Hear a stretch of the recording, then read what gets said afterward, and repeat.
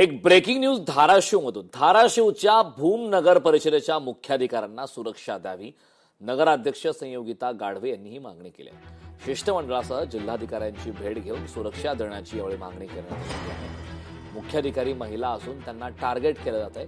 नगराध्यक्षाचे कामही त्यांनी करावे असा आग्रह धरला जात असल्याचा आरोप त्यांनी केला आहे. मुख्याधिकारी आणि नगराध्यक्षांकडून केलेले आरोप विरोधी नगरसेवक यांनी फेटाळले. महत्वाची अपडेट आहे. मुख्याधिकारी महिलांना टार्गेट करत असल्याचा आरोप करण्यात आला. 302चे पण ज्यांच्यावर आरोप होते असे पण लोक तिथं सदस्य आहेत. त्यामुळे त्यांनी जी मागितलंय त्यात काय चूक मला काय वाटत नाही. कारण आमची बी 7 महिला नगरसेवक आहेत, त्या पण आता दडपणाखाली तिथं काम करतायत. म्हणून आम्ही पण आज जिल्हाधिकारी साहेबांना मागणी केलेली आहे की नगरसेवकांना तिथं आता संरक्षण देण्याची गरज आहे. त्यामुळे त्या ठिकाणी जी मागणी त्यांनी केलेली आहे ती पण आम्ही आज पण संरक्षणाची मागणी केलेली. काही नगरसेवक आमच्यातले जे आहेत ते कधी नगरपालिकेत पण जात नव्हते. मग अशा नगरसेवकांची नावं घेण्याचं त्याच्यात मोटिव्ह काय होता हे सुद्धा बघणं गरजेचं आहे. मला असं वाटतंय की मुख्याधिकाऱ्यांना कुणीतरी दबाव टाकून ह्या सगळ्या गोष्टी करायला लावलेल्या आहेत. आणि आमचं तर जिल्हाधिकारी साहेबांना असं विनंती आहे की मुख्याधिकाऱ्यांना परत एकदा चौकशी करावी की तुमच्यावर कुणी दबाव टाकला आणि तुम्हाला ह्या गोष्टी करून आणायला भाग पाडलेला आहे. पण शिव मॅडम म्हणले की मला नगराध्यक्षाच्या अगेन्स्ट जाता येत नाही. मग का जाता येत नाही? आमचं हे काम केलंच पाहिजे. किंवा कुठल्या तरी कारणावरून त्यांना त्रास देणं, त्या आल्या म्हणलं की त्यांच्या अगोदर ते खुर्चीवर बसायच्या अगोदर तिथं जाऊन बसणं, 4-4 तास त्यांच्या एखादा विषय घेणं, त्याचं काय करतात त्याचं निरसन केलंच पाहिजे, असंच केलं पाहिजे. म्हणजे त्यांना प्रशासकीय काही काम ते नगरपालिकेत येऊन शिव मॅडमला करू देत नाही. त्यामुळे त्या शिव मॅडम भूमच्या नगरपालिकेत त्याला खूप भीत आहेत आता सध्या. त्यामुळे त्यांना पोलीस प्रोटेक्शन देणं हे गरजच आहे.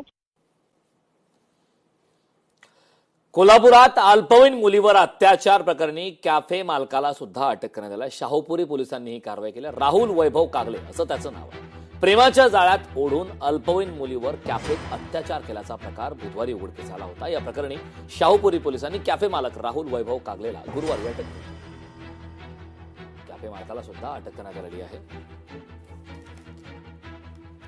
कोल्हापूर जिल्ह्यात 12 ऑगस्ट पर्यंत जमावबंदीचे आदेश देण्यात आले. जिल्ह्यात कायदा आणि सुव्यवस्था राखण्यासाठी हे आदेश लागू करण्यात आले. सरकारी अधिकारी कर्मचाऱ्यांना यातून वगळण्यात आले आहे. सर्व जाती धर्माचे सण, उत्सव, जयंती, यात्रा शांततामय या मार्गाने साजरे करण्यासाठी एकत्र येणारा जनसमुदाय यांना आणि लग्न, इतर धार्मिक समारंभ, यात्रा, सण, प्रेतयात्रा आदींना हे बंदी आदेश लागू होणार नाहीत.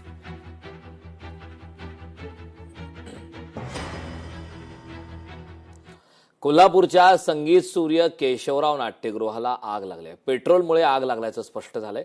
पेट्रोलजन्य पदार्थामुळे ही आग लागली असल्याची बाब फॉरेन्सिक लॅबच्या अहवालातून हे समोर आलंय. प्रकरणाचा पुढील तपास करताना कोणामुळे ही आग लागली ही शोधून काढण्याचं आता पोलिसांसमोर आव्हान आहे. नाट्यगृहाला 8 ऑगस्ट 2024ला आग लागली होती.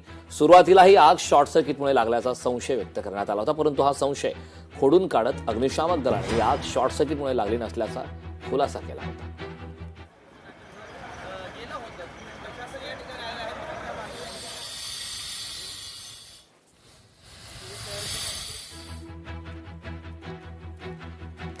केशवराव नाट्यगृहाला आग लागल्याय. पेट्रोलजन्य पदार्थामुळे ही आग लागल्याची आता माहिती मिळत आहे.